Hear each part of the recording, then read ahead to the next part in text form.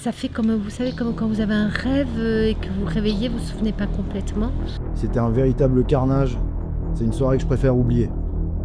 C'était si terrible que ça. Toi ne pouvais pas imaginer. 1983. Un accident à l'usine des industries Filou. Une fuite de gaz toxique qui envahit les rues. Voici ce qu'on peut lire dans les archives officielles. Je suis Tatiana Romanoff. Et aujourd'hui, pour la Gazette de Grimgate, nous partons sur les traces de cet événement extraordinaire, de l'incident 83 qui, 30 ans après, continue de faire trembler la région.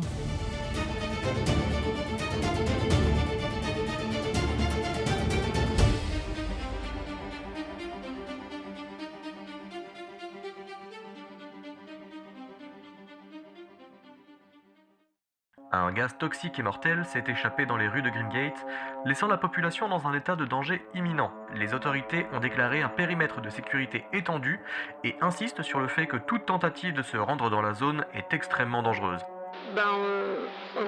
Ce soir-là, j'étais chez un ami que j'avais pas vu depuis longtemps. C'est aux alentours de 22h qu'une défaillance dans le système de sécurité de l'usine des industries Filou a provoqué une fuite massive de gaz toxique. Il y avait une odeur, c'était âcre, Il y a eu quelques complications à cause du gaz. J'avais mon chien avec moi, il sentait bien qu'il se passait quelque chose de bizarre, je le sentais bizarre lui aussi. On a eu l'alerte de la fuite de gaz et... Il y avait un grondement, un grand bruit.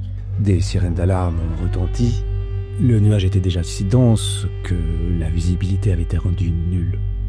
Et j'étais déjà inquiet parce que j'entendais à l'extérieur, je suis allé me réfugier dans la cave en fait. C'était pas... Et puis il y avait des gens, oui, il y avait des gens qui couraient. Ah oui, c'était... J'imaginais qu'il y avait des... J'entendais comme des coups de canon quasiment parfois. Enfin bref, il y avait beaucoup d'activités. Bon, on sentait qu'il se passait des choses, quoi. Des commémorations sont organisées tous les 10 ans et un petit monument aux morts a été érigé à côté de l'ancienne usine. Vous savez, les souvenirs, c'est comme les vieux draps, on les met au grenier. On veut les garder, mais quand on les ressort, ils sentent vraiment pas bon. Et puis après, j'ai eu des hallucinations, c'est normal avec le gaz et tout, mais... C'était les voisins même. Ouais, mais... Oui, mais non, mais si. J'ai compris que ça a pu générer des... Dans la panique, il y a pu y avoir... Vous allez me prendre pour une folle, mais je regarde mon pote Max et il a le bras 3 fois plus long. Des yeux très grands, écarquillés. Ma pote qui, lui, elle pleurait du noir. Et puis les oreilles qui s'allongeaient aussi. Les survivants racontent une autre histoire. Leurs souvenirs sont brouillés, ils jurent avoir vu des visages familiers se déchirer, se muer en créatures impossibles. On nous parle d'hallucinations, mais est-ce vraiment le cas ? Vous savez, la vérité, ça empêche beaucoup de gens de dormir. Écoutez, tout est dans le rapport d'époque. Je peux pas vous en dire plus. Je crois qu'il y a des moments où il vaut mieux se taire. Comprenez, mon enfant ? Et officieusement ? Officiel. C'est intéressant que vous ayez choisi ce sujet. Pourquoi ce choix ? J'ai autre chose à faire. Et vous avez les autorisations pour mener cette enquête ? Vous savez, vous ne devriez vraiment pas mieux que ça. Ce que je constate, c'est que tu me filmes son... Oui, c'est elle. Tatiana Romanoff, oui.